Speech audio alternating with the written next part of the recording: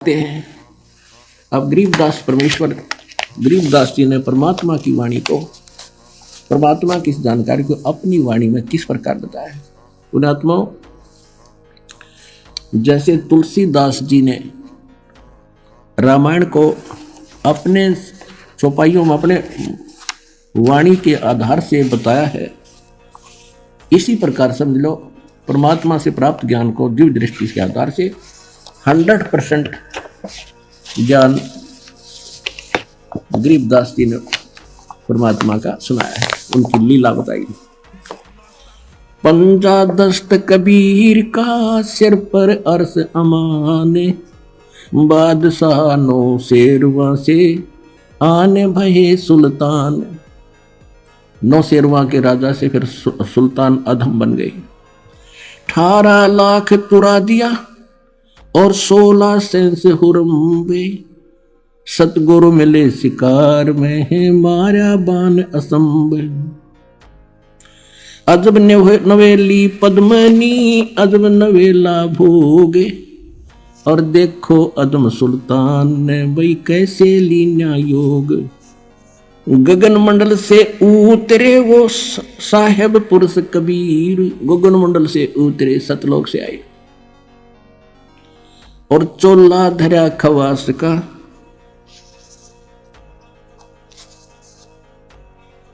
और तोड़े जम जंजीरी। अब क्या है, थोड़ा सा पहले मौखिक बताऊंगा, जब ये घना अच्छा समझ में आएगा। परमात्मा ने क्या किया, एक ऊंटों वालों का रूप बनाया। जैसे कारवान होते हैं, पहले लंबे सफर पर चलते थे रेगिस्तान के अंदर, बहुत लंबा कारवां चलता था, उसमें ऊंट रखा करते थे, उन्हीं पर चलते थे अपना सारा सामान लाद कर।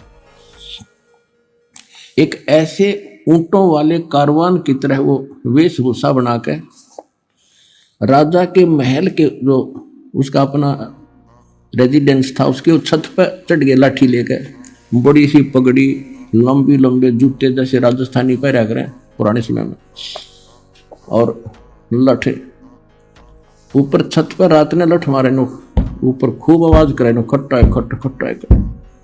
अब राजा के महल पर चिड़िया भी शोर नहीं कर सकती, एकदम निंद्रा भंग हुई।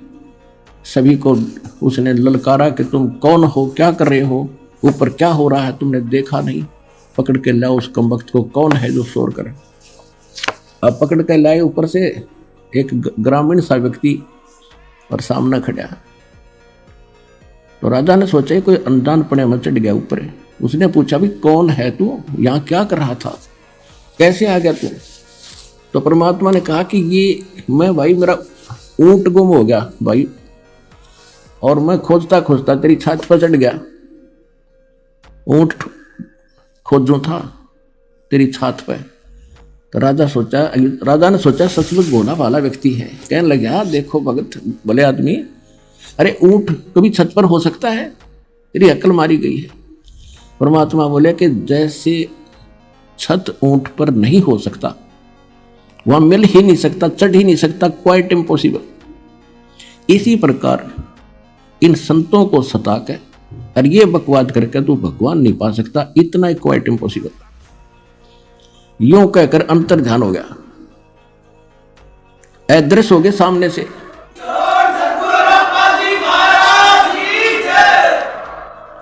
अब राजा को लगे चक्कर आने, अपने आत्मा सामने ऐसी घटना घट गया तो चक्कर आ जा आदमी। उसने सोचा कोई फरिश्ता था या ये केबला थी। उधर से परमात्मा वहां पहुंच गए जेल में, जहां उसके बच्चे 360 चक्की पीस रहे थे। अब वहां जाकर के उन पहरेदारों से कहा, पुलिस वालों से, कि भाई मेरी भी सजा कर दी तुम्हारे राजा ने।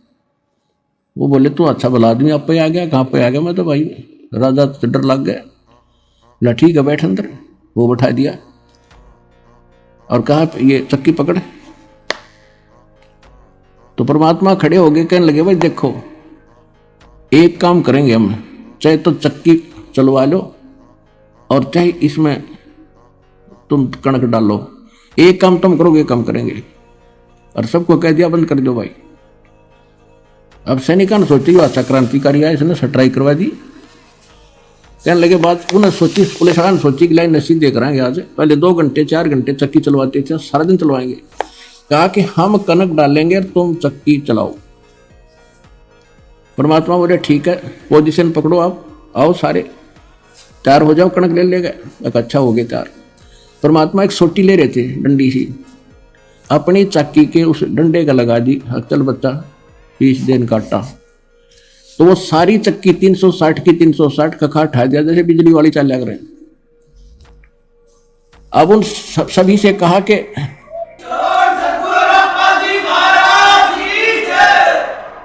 अब उन सभी जो साधु संत थे जो बोला नकलियो आंखें बंद करो, आंखें बंद करी और खोलो।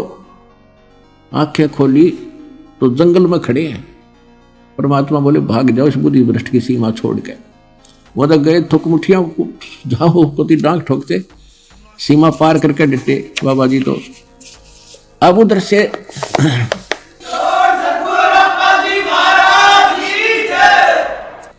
तो यहाँ के ये बंदी छोड़ भी कहलाते हैं। ये इस टाइप के भी बंदी छोड़ हैं, और असली बंदी छोड़ ये ऐसे हैं, अमर करूं सतलोक पठाऊं अर्थात बंदी छोड़ का। ये छोटे मोटे यहाँ के बंधन थे तो इनके लिए मामूली सी बातें हैं। असली बंधन तो हम काल के कैद में बंद हैं, इससे भी छुटवाएंगे, अमर करेंगे। उधर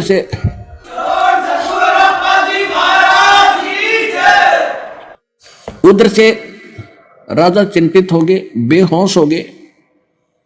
तो काजी मुल्ला बुलाए, उन्होंने सारी कहानी का जब पता चला तो उन्होंने कहा कोई फरिश्ता था या कोई पितर भूत प्रेत था। अब इसके तबीज बना के बांध दिया गले में कि अब कुछ नहीं होगा। अब राजा को फिर पता लगा कि ऐसे ऐसे सारी जेल खाली होगी। राजा को पता चला तो राजा वहां पहुंचा, भाई कारण क्या हुआ कि ऐसे ऐसे एक संत आया था और वो न बोला कह रहा था कि मुझे राजा ने सजा कर दी, आपके यहाँ आया होगा था, मेरे पास भी आया था। तो वो राजा ने उनको बख्श दिया कि वो कोई और चीज थी भाई, थारा कोई दोष नहीं तो वो राजा उनको सजा देता। तो कुछ दिनों के बाद नॉर्मल सा हुआ राजा। परमात्मा फिर पहुंचे, एक झोटे पे बैठ के भैंसे पे,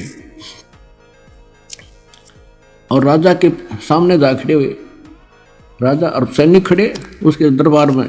रेजिडेंस अलग होता है राजा का और कार्यालय अलग था। कार्यालय में पहुंच गए, वहां तो आम जनता जा सका अपनी फरियाद करने के लिए। अब झोटे पर बैठे परमात्मा, राजा बोला भाई यूं कैसे आ गया झोटे समेत? बोला जी पूछे। कहाँ भी क्या बात है? कि अभी मैं राजा से मिलना चाहता हूं और राजा को ये बताना चाहता हूं भगवान कौन है। तो राजा को पता चला, कहा कि बुलाओ भाई। झोटे समेत भैंसे समेत आ गए परमात्मा और नीचे उतर गए। हाँ ऊपर बैठे थे। तो राजा ने कहा कि भाई कैसे आए? कि आपके प्रश्नों का उत्तर देने आया हूं। आपने साधु संतों को बुला रखा है कि भगवान बताओ कैसा कौन है, कि बताओ कौन है। कि झोटे पूछ ले, भैंसाराम बता भगवान कौन है। जब भैंसा बोलता है अब्राहम, ये मेरे ऊपर बैठा है खुदा है, अल्लाह अकबर है, ये भगवान है। यूं कह अंतर ध्यान हो गए दोनों।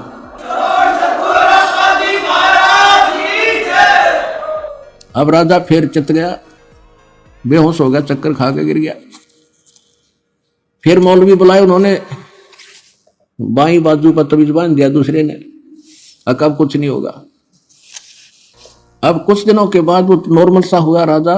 परमात्मा चले गए एक यात्री का रूप बना के। पहले सफर करते थे यात्री, तो रात्रि में कहीं रुकते थे तो धर्मशाला में रुका करते, सराय में। सिर पे अपना गठड़ी ले जाते थे, थोड़ा बहुत खान का भी उसमें होता था, कपड़े होते थे रस्ते के नान धोने के लिए। छोटी सी पोटली वह काख में दे रखी। राजा के रेजिडेंस में पहुंच गए शाम के समय। राजा बैठा, कुछ नौकर खड़े, रानियां बैठी। अब अंदर कति निकट पहुंच गए। जब राजा ने पूछा भाई ये कैसे आया ग्रामीण यहाँ पर, पूछो इससे। अब भाई कैसे आया? इतने मालिक उसके निकट पहुंच गए। राजा ने कहा यहाँ कैसे आए आप? कहने लगे जी मैं रास्ते चलता व्यक्ति हूँ, यात्री हूँ, और मैंने आगे जाना है, शाम होगी, मैं आपकी सराय में, आपकी धर्मशाला में एक रात काटना चाहता हूं, उसका किराया बता दे, एक कमरा बता दे। अब राजा कहने लगा, बोले आदमी, आपने ये सराय दिखाई देती है, ये राजा का महल है, मैं राजा हूं, ये धर्मशाला नहीं, धर्मशाला कहीं और है, वहां जाओ। तो परमात्मा ने कहा कि आपसे पहले इसमें कौन था, कि मेरे यानी दादे परदादे रहे, वंशज रहे, तो वो कहाँ गए भाई, कि वो तो अल्लाह खुदा को प्यारे हुए। तो आप कितने दिन रहोगे इसमें, आप क्या इसमें सदा रहोगे। अब जब अपनी मृत्यु का नंबर आओ ना, जब घी बंदा है इंसान की, तो उन्होंने कहा मैं भी मरूंगा।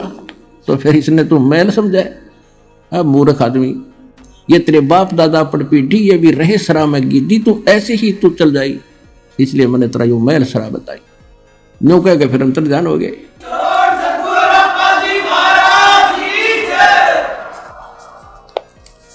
अब वो फिर चक्कर खा गया, दूसरी बाजू का बंधवा दिया तभी मौलवियों से, अगब ठीक रहेगा। अब कुछ दिन बाद राजा नॉर्मल सा हुआ, वह माया की भांग फिर चढ़ने लगी, इतना फिर पहुंच गए। राजा का एक 9 लखा बाग था, जिसके अंदर बहुत लंबा क्षेत्र होता है और 9 लाख टाइप के बढ़िया बढ़िया उसके पेड़ पौधे और फूल लगाए जाते हैं। उसमें दिन में विश्राम करता था 2-4 घंटे, और वहाँ बांदियों की ड्यूटी लगाई जाती थी, नौकरानी उनकी वो बेड को सेट करके आते थे, बिछाते थे झाड़ जोड़ कर, और आसपास फूल के गुलदस्ते लगाया करते थे। और बांदियों की ड्रेस अलग होती है, जैसे नौकरों की, पियोनों की खाकी ड्रेस होती है, ऐसे ऐसे होती थी। एक दिन परमात्मा स्वयं गए दासी रूप बना के, बांदी रूप बना के, और अब्राहिम सुल्तान की बाग में सेज यानी बेड लगाया, चारों तरफ गुलदस्ते लगा के, और लेट गए, उस समय स्वयं सो गए। अब राजा गया, उसने माथा ठनका कि रानी का एक बांदी की हिम्मत और मेरी बेड पे सोने की, इसका दिमाग खराब हो गया। एक हंटर होता था, हंटर रखते थे कोड़ा, अगर घोड़े का मार दे तो घोड़ा गिर जाए, इतना तगड़ा आदमी था वो अब्राहिम सुल्तान, इतना ताकतवर आदमी था।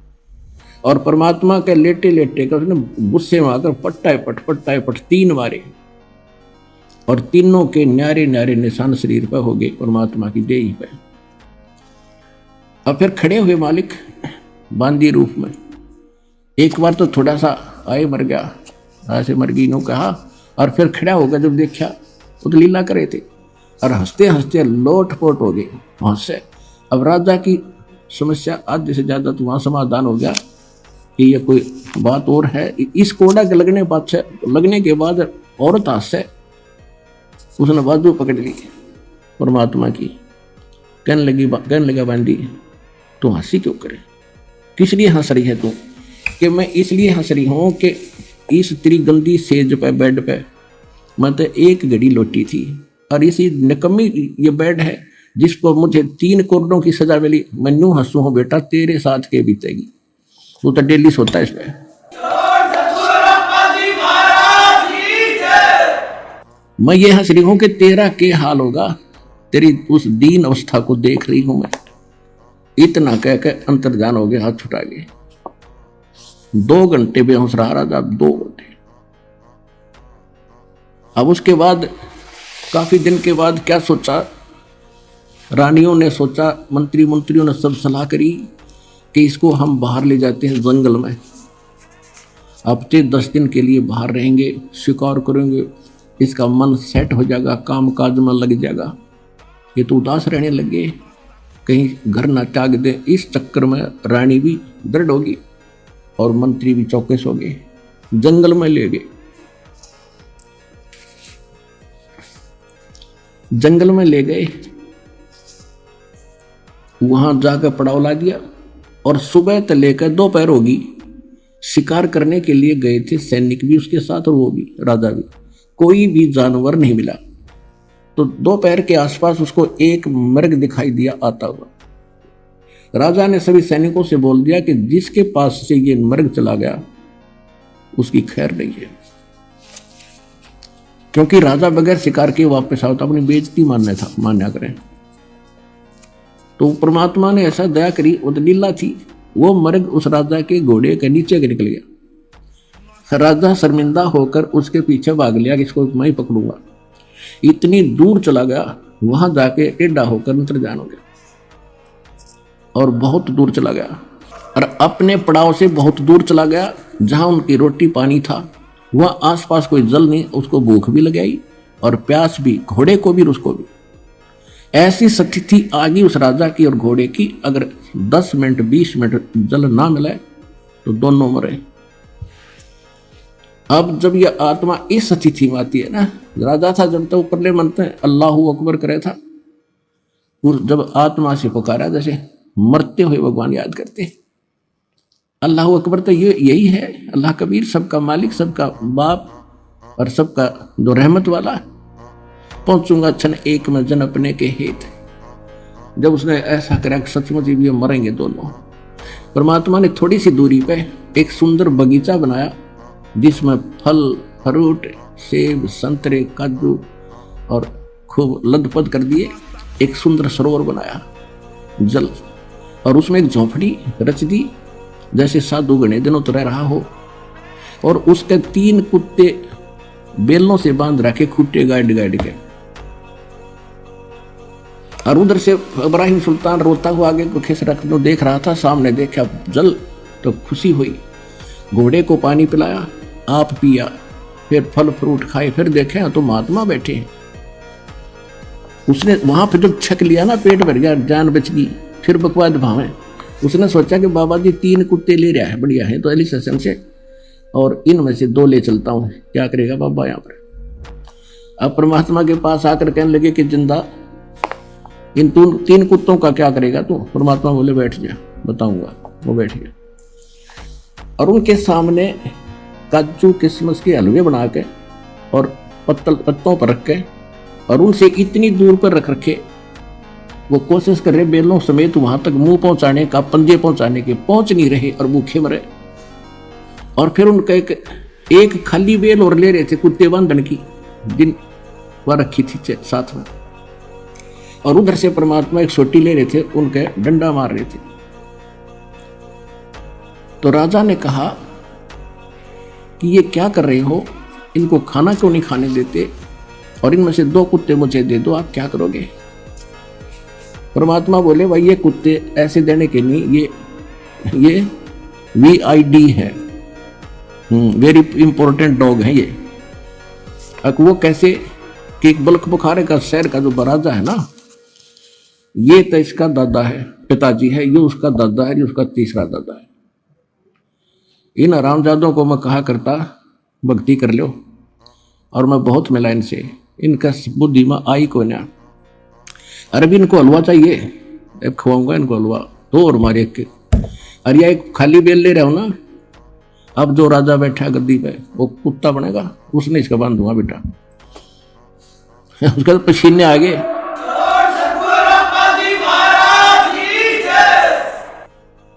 ओए होए होए, अब चरणों में गिर गया, अरे मर गया कति, ये तो नाश होगा। देख बाबा, दादा बाबा सारे बंदे बैठे, चरणों में गिर गया, रो बुरी तरह, बख्श दो बाबा, बख्श दो महाराज, बख्श दो मुझे। थोड़ी देर के बाद रो रहा के उठा, वहां कुछ भी कोई नहीं, कॉलर में पड़ा कती रेत में, ना वहां बगीचा, ना बाबा जी, ना कुत्ते, ना जल, ना सरोवर, कुछ भी नहीं। और घोड़े के पैर गिल्ले, पेट भर रहा, सपना के ऊपर माने। अब रुकना था 10 दिन, उससे दिन वापस हो लिया। सारे लंगर बोलिया नहीं था, उसका मुंह बंद हो गया।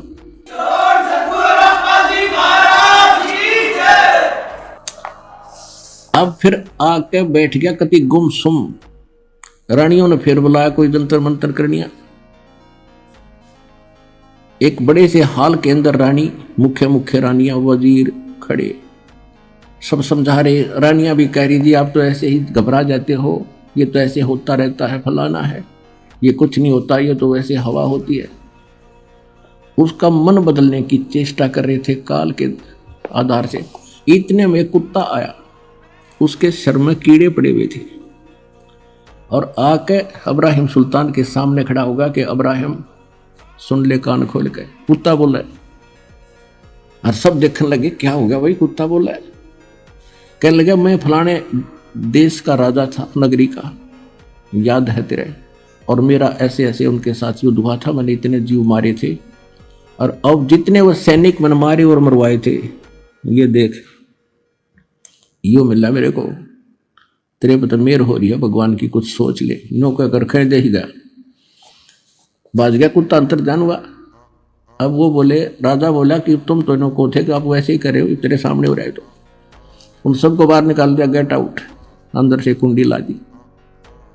रात के समय महल के पीछे से रस्सा बांध के सब कुछ त्याग के और काला मुंह कर लिया, एक साल लपेट लिया, ऐसे अल्फी ला ली, गांठ मारकर चल पड़ा। रात ने 15-20 किलोमीटर खींच दी। अब भूख लगी भगत ने, क्योंकि राजा था, पैदल तक चलना नहीं था, गजब की भूख लगी। आगे मालिक ने के रचना रची, एक मालन बेर बेच रही थी रास्ते में अपने बाग के बाहर सामने बैठ के। तो राजा ने कहा कि मालन बेर दे दे। मालन बोली, भाई एक आने का शेर दूंगी। बोला ठीक है, एक शेर तोल दे। उसने शेर तोल दिया, खिला पैसे, अगमाई पैसे तो है नहीं मेरे पास। ये जूती, एक जूती, इतना रिच मैन था वो, एक जूती 1.25 लाख रुपए की, आज की उस समय की कीमत 1.25 लाख रुपए, हीरे पन्ने जड़ रखे उसके। ने बोला ये जूती ले ले, चाहे दोनों ले ले, और शेर बेर दे दे। ने बोली देख ले भाई, या ताना दे देना, जूती धर दे। दोनों रख दी जूते, और भूखा मरता क्या नहीं करता। अब कहते हैं ये जब तक बकवास भावा, जब तक इसका पेट समय पर भर जा। यहाँ एक उदाहरण देते हैं, गरीबदास साहब जी बताते हैं कि एक समय इतना अकाल गिर गया भारतवर्ष में कि हाहाकार मच गई, और राजा लोगों को भी रोटी तक नहीं मिली, मांगते फिरा करते। कहते हैं शहजादे मांगत फिरे वो दिल्ली के उमराव, और जिन रोटी पाई नहीं जो खाते नान पुलाव। तो जब समस्या आती है जीव पर, जब अकल ठिकाना हो इसकी, तो कहने लगा ठीक आप ये रख लो और मुझे बेर दे दो। अब क्या किया, जब बेर तोलन लगी वह मालन, एक बेर जमीन पर गिर गया और शेष गाल दिया उसकी जोड़ी में। अब्राहिम कहे, अब उस एक बेर के ऊपर मालन तक है मेरा, उसने हाथ गाला, और अब्राहिम का मेरा, वो दोनों उस बेर पर लड़े। अब वहां परमात्मा अंतर्जान वो एकदम अपने रूप में आए और उसका एक दिया थप्पड़। ने बोला गधे तू